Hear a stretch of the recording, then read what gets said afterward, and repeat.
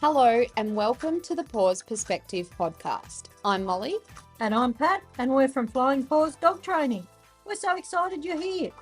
This is where we share training tips, behaviour insights and fun ways to build a stronger bond with your dog. Grab a coffee, flip on the lead, and let's dive in. Hi, I'm Pat. And I'm Molly.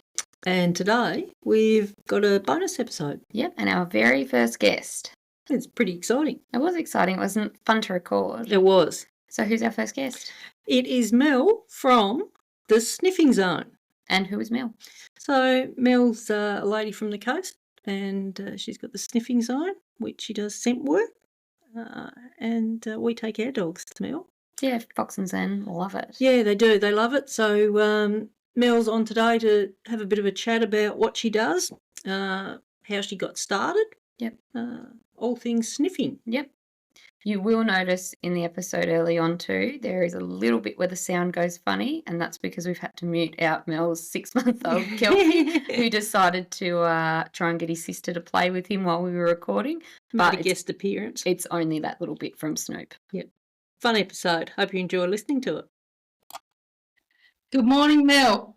All right, well, we may as well jump straight in. So tell us a bit about you and how you got into scent work. Well, to start off with, I knew nothing about scent work. I had a friend that I'd met at, I think it was a dog club, and she said, "Hey, there's this cool sport. I think your dog would really love it. I'm going to go to class. Do you want to come along?" And I thought, yeah, why not? Gives me something to do with my dog. So, um, yeah, I really didn't even read much about it. Just went along and found out. So that was, I think, when Lulu was probably about 7 years ago now. And what inspired you to start the Sniffing Zone, like going from just having fun with her to actually teaching people scent work? I don't know. It's a really interesting question. The more I learn,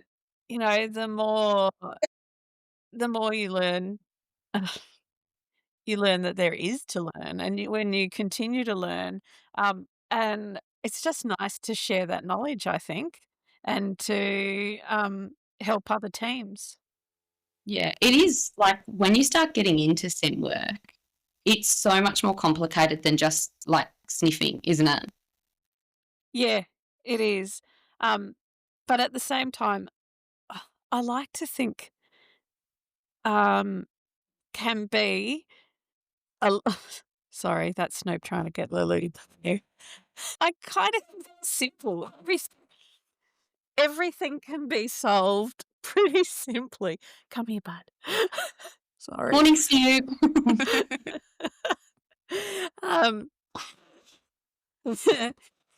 But at the same time, it's kind of complicated to try and, read and understand what's going on.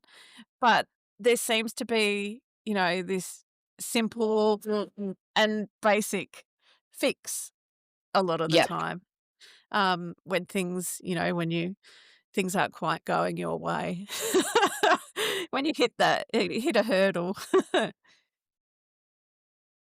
So how do you think work differs from other forms of training, more traditional forms of competing, I guess?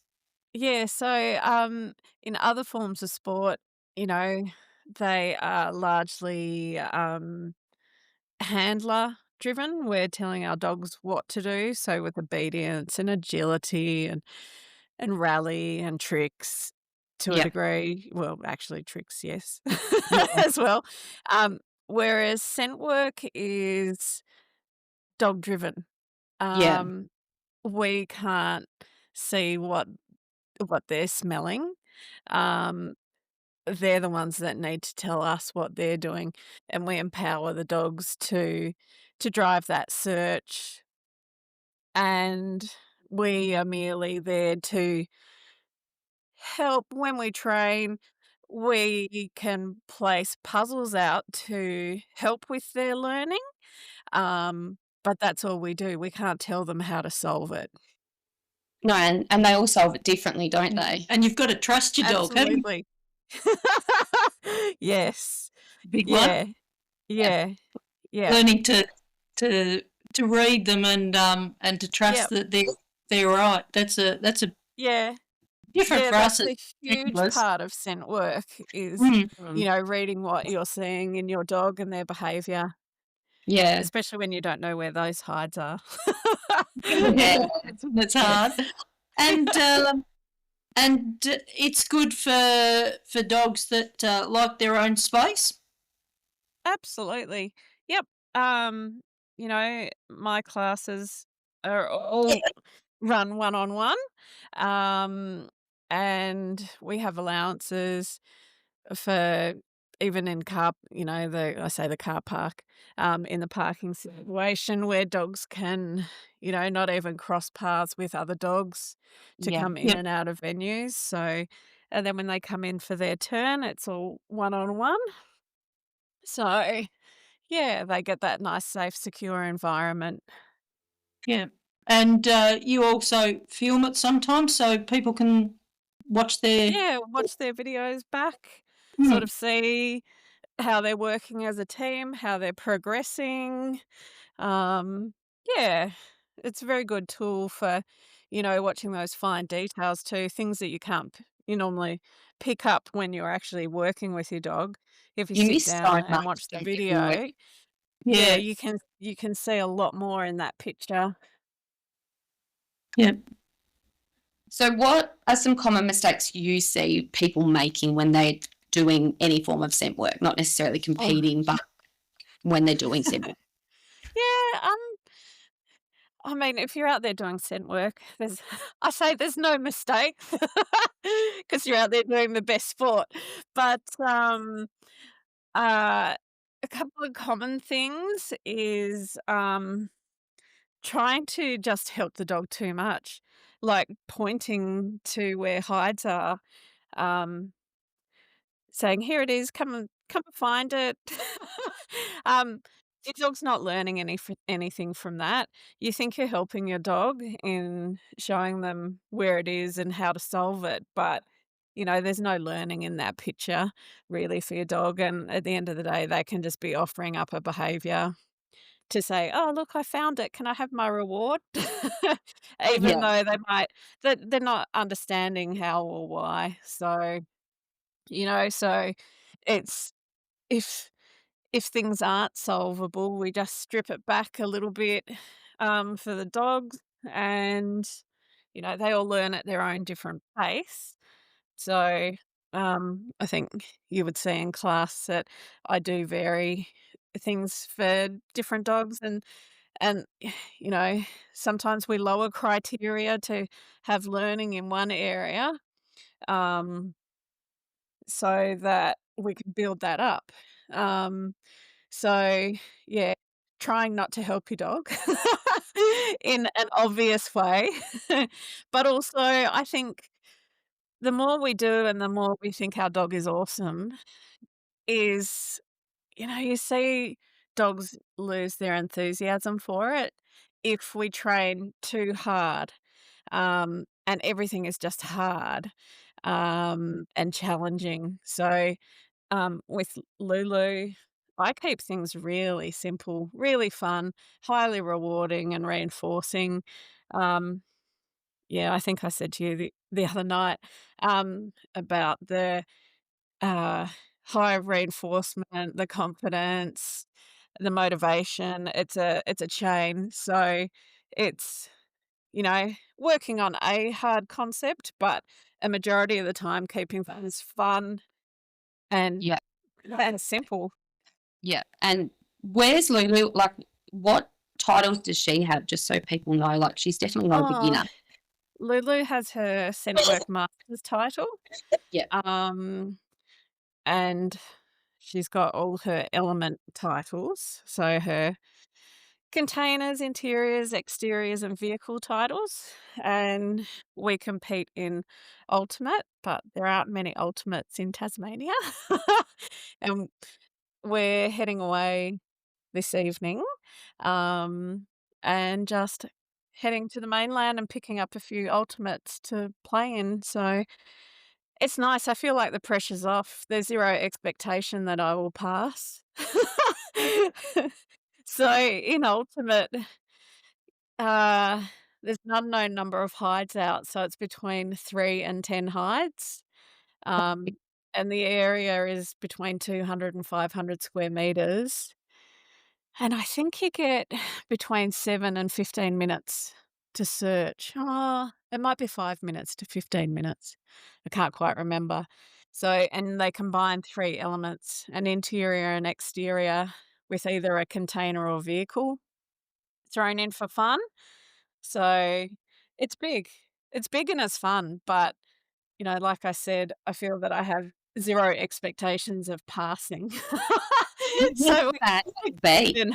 you actually go in and have a lot of fun unless Yeah. you hit a distractor early on and fail. So there also has to be a minimum of 4 distractors, I think. Um, yeah, so and that can include this is really fun. One of the ultimates I did had, it was a friend actually, throwing plastic balls into a clamshell that was on a table, and she was a couple of meters away from the table, and that was as you were working past them, they were just like she was lobbing these balls into the clamshell, and your dog has to work past that, so if you've got a dog that likes to try and catch balls, you're in trouble, but yeah. But you would hope that your dog's fairly focused on the search. Yeah. It's funny because you think of scent work, like, everyone's so quiet and lets the dog do their little, work, but, yeah, you've gotta get them to that level if you're gonna get to Yeah. that level, don't you? Yeah. Yeah, and, you know, if you do go on to compete, things do happen in trials, like, I say buckets blow over or tarps flap, and, you know, you hope that your dog, and you can train for stuff like that. Yeah. Um, uh, you hope that your dog just recovers or stays focused on the task. I had one student, it was her first trial, and a train went past and tooted its horn, and I don't think this dog had ever seen or heard a train before. And the dog just went, "Oh, okay," and then went back to work. Meanwhile, it's more of a distraction as a handler. It causes us more stress than what it can cause the dog. And that's why you've got to work as a team. So, you know, take the cue from the dog.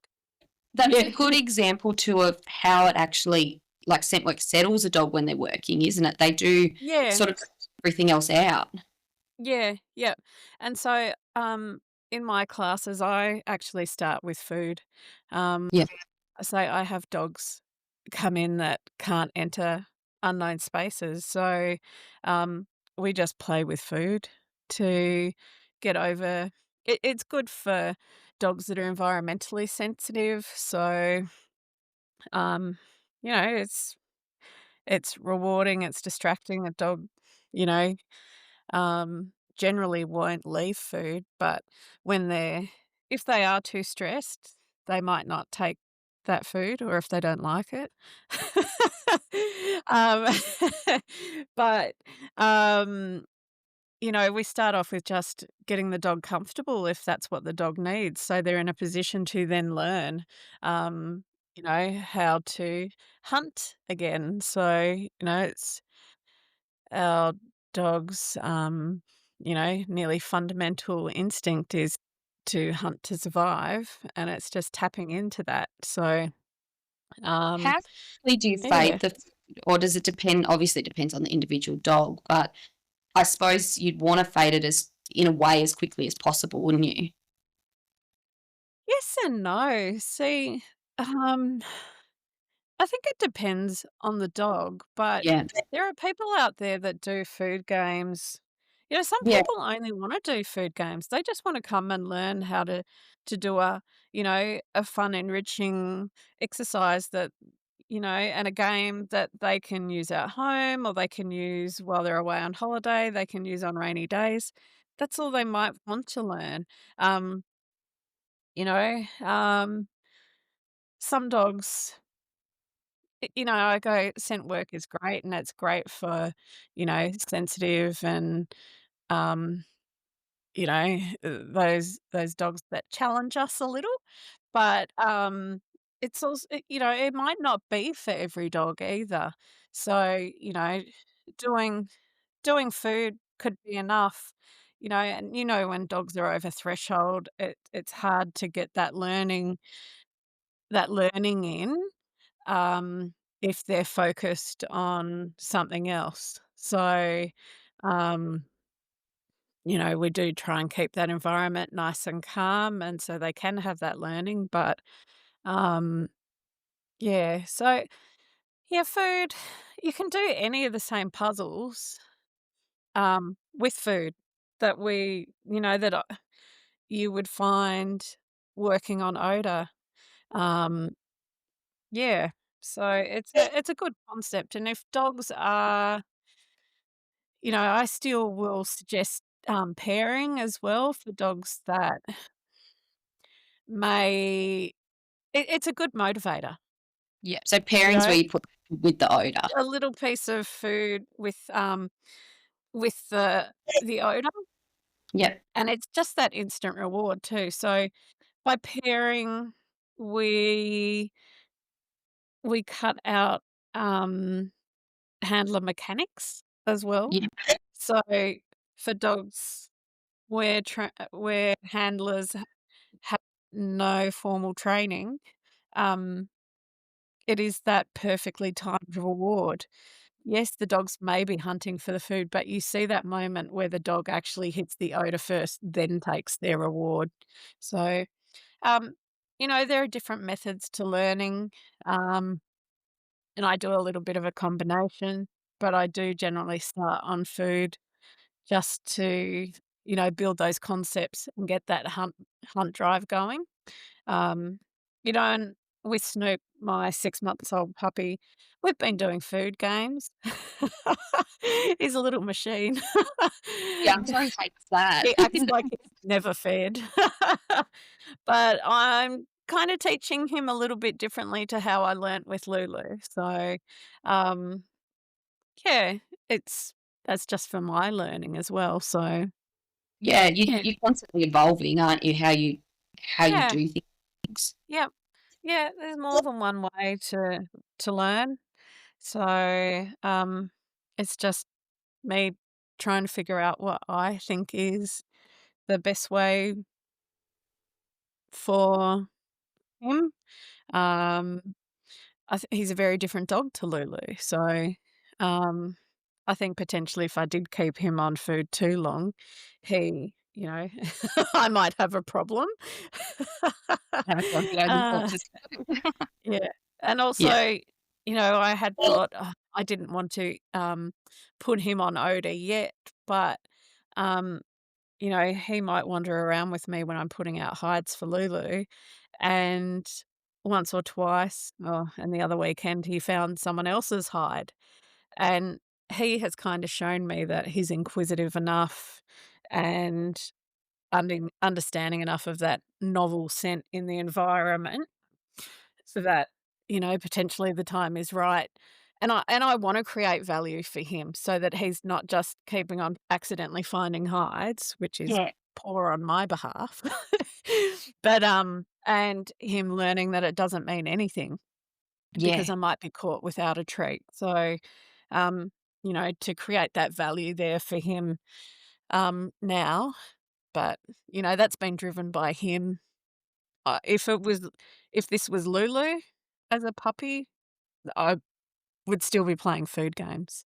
So, every dog learns at a different pace, and, you can see those signs when they're ready to, you know, step up or when they need a bit more work in a certain area. So, it's fascinating. So do they use, Mel? So we have birch, clove. anise, and cypress. So Yeah. Okay. I think we use those odors here because they're not commonly found in the environment. Although I Yeah. do have a facial exfoliator that has white birch in it. Um, but so lavender is a scent that's popular and is in soaps and hand creams, whereas, cypress really isn't in many things. So, that's why those odors are popular and have been chosen. So, and they're easy access. So and they're cheap. Some essential oils are a bit more expensive, so those ones have an affordable price point too. So and are usually readily available. Yeah, well, you can buy, like, ready-made scent kits, can't you, if you wanna, like, Yeah. do something similar at home? Yep. Yep. Yep. And there's lots of resources. If it was something you wanted to do at home yourself, there's a lot of really good online trainers and schools as well. Yeah. Mm. Is there any dogs that it's not good for? We have this, Yep. I think there's a thing, I suppose, now that, like, for reactive, let's say reactive dogs as a blanket term, scent Yeah. works great, but is it great for every dog? I would say yes. Yeah. Look, um, there are some exceptions. Generally, I my skill is not my background's not behavioral stuff, so you do learn a lot, with the people that go to class and other trainers, and students, um, but typically, human reactive dogs is a hard one. Yeah. Because you've got about think about safety within your class. Um, if it's a class, you can do one-on-one sessions, but also safety of yourself. And you might see that you would probably know that from your own training. Um, yeah, um, but even then, I have seen some human reactive dogs really just come in and focus on what they're doing. So it's not a blanket exclusion. Um, I think you need to see if it is suitable. But generally, the sport, just training or if you want to trial, it's always at your dog's own pace. So, I have a friend in Victoria, her dog turned 18 and she doesn't buzz around and I think she's just in advanced. She's got an 18-year-old dog. Yeah. They can just toddle around, find their hides, go to training. You don't have to trial. It's not all Yeah. about trialing. The whole sport was invented for therapy. Yes. That's where that came from. The sport came afterwards because people wanted to do something else. So, um, dogs with arthritis, as long as it's safe the environment is safe, for the dog, the handler, it's really something that can be enjoyed by nearly everyone. Yeah. And I think it's interesting because people get hung up on, like, breeds as well, don't they? But, I mean, Yeah. we had a Leonberger and a Pomeranian in the class we were in. So Yeah. it's I do make jokes though. I say Lulu is my Toyota and Snoop's gonna be my Ferrari. So I'm really gonna have an issue if Snoop doesn't do well. It's really on me. Some some breeds are just, I say sometimes I feel like the Border Collie training club too. Um, and Border Collies, I think that's why people have Border Collies. They are smart. They yeah. are easier to train, But so but and different though, Mel. They were all like there was they're all yeah. there Yeah. Yep. was four there, wasn't Yeah. there? One Yep. must have been, she was fairly new, was she? One of them. Yeah. Yeah. Yeah, yeah, she's only just, she's she did birch, yes. Yeah, Yeah. she's not on 4 odors, but that's why I put a little pairing out, and you saw how quickly her dog picked up, Yeah. that it was looking for a different odor. So you find once dogs find they understand the game with one odor, they transfer that learning to additional odors, so Yeah. Yeah. But they that's were, good. the Yeah, different ones work through differently. Some work quite quick and some quite slow. yeah, totally. Yeah, yep, um and, you know, I refer again to trials. I say the border collies are smart and good to train, but, and gun dogs are another popular choice. But, they don't always win. You know, No. um, our Leon Burger has done well recently, um, Mm. which when you look at him work, he's not a fast dog, but sometimes the thoughtful and calculated dogs just come in and nail it. Yeah. So, and I've got another friend with a Bernese mountain dog, and Boris will come in and blow everyone away sometimes. So, yeah, it's not, you know, just for certain breeds of dogs. Yeah. When Um, we used to do it at school, like years ago, and I used to do it with Murphy, we used to do it under cones, just with a bit of yeah, food under cones. And he would literally walk along, look like he was not doing anything, and he'd just sit at the right cone. And one lady that used to come used to say to me, didn't she? She's like, he's not working. He must be watching. And we had to like hide his eyes and everything. It's like he's just built yeah, differently. It's your yeah. dog. Yeah, they all look like they work differently. Yeah. Yeah, they do. Some, and that does depend on their experience too sometimes.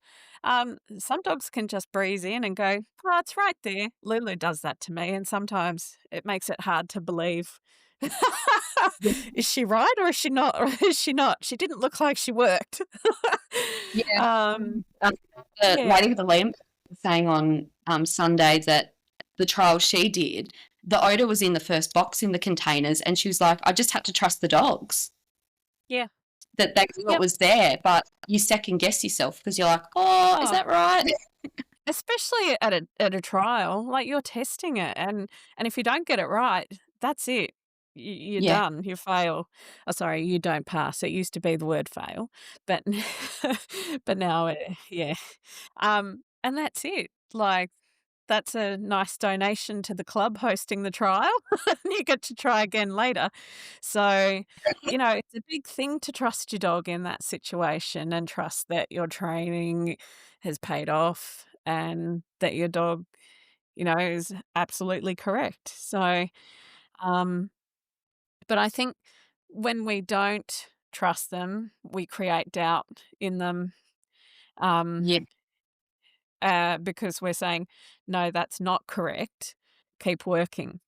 So, it can create a whole different chain of behaviors. So it's interesting. Yeah. Very Um, interesting topic, Cynthia. yeah. It's great Yeah. fun. Oh, it Great. is so much fun. Yeah. Mm. Yeah. Oh, there's so much you can do. So If much fun someone to get. wants to start working, whether it's just fun or competitively, like what's the first step? Oh, find yourself. I say a course, basically, or a resource, or that could be in person, it could be online. Here in Tassie, we've got um, even some clubs offer scent work training. But yeah, like I said, there's Fenzi Dog Sport Academy. There's Scent Work University online. There's private instructors. So some really good resources out there um, to get you started. Um, yeah, and sometimes you start with food. Sometimes people just dive straight into odor. So um, yeah, So for people on the coast, yes, you are away for a month, but when you oh come yeah, back, doing any intro courses, anything exciting like that? Well, I've kind of changed up what I've been doing. I've set up a little I call it intro hour before my main class, and I used to offer it as a block of dates, Yep. which can be hard for people to commit to. So instead now I'm just going to keep track of where we're at, and within that hour just get started working. Like I said, I work with food first. I think my last intro to nose work course, I had 2 or 3 dogs that wouldn't including the border collie that turned up on the weekend, wouldn't come into the hall. So, um and look at her now. You would never guess. No. Yeah. So, and she actually taught taught the class a good lesson about, the value of reinforcement. We moved to an outside area and, because they always have chicken reward, and they'd forgotten to bring their treats over, and I said, "Oh, I've got some kangaroo prime in my pouch. Don't worry, I'll put that down." And she totally found it, would not touch it, would not eat Really? it, and kept on searching for her chicken. And you're like, and there's a good lesson in the value of reinforcement. The dog chews what it finds valuable. So, um, It's like that yeah, day. So I tried different treats for Fox, and I gave him one right at the start of the class, and he just put it in his mouth and then went and spat it out on the floor. And I was like, okay, they're crap. They show up, don't they? yeah, yeah. So I'd said, "Bethany, quickly run inside, run and get some chicken, or has anyone else got chicken in their pouch?" Yeah, so, yeah, it is they're such curious little creatures, aren't they? Like They are. Yeah. yeah, yeah, But whereas my I 2 will, wouldn't care what food was out. no, no. Yeah, Mm, it's funny, isn't it? I will pop your website in the notes below, so that would be the best place for yeah, people sure. to reach you. Hmm, yep, perfect. Thanks. All right. And you're away for a month and then you'll be back. Yes, I am going to get some sun and have some sniffing fun. Yep. It's like perfect holiday. And we'll be looking forward to, well, our dogs will. We are too. You're a fun person to have in, like, take a class. You're good fun. So nice and Really? easy. Thanks, Pat, even though I give you a bit of grief. Don't mind a bit of stir here and there, so I'd that's expect the good. same if I came to your training, so Oh, yes, definitely. Got to be pretty going and bit of fun. So, no, our dogs love it. Zan Yeah. absolutely loves it. Yeah, I Yeah. can't believe how quickly Fox has picked it up. Yeah. So, yeah. Yeah, no, it'd be good. yeah. All righty. Thank you Okay. very much for your time. Thanks, Mel. Have a You. trip. Oh, yeah, thanks. I'll send a postcard. Well, that was our chat with Mel. It was great fun, wasn't It it? was good fun. She's heaps of fun, Mel. Yeah, she is. Well, I'll pop all of Mel's details in the show notes below, so if there's anyone on the coast that's interested in trying scent work and seeing if their dog might be interested. Yeah, they should have a go because it's great fun. It is great fun. Yep.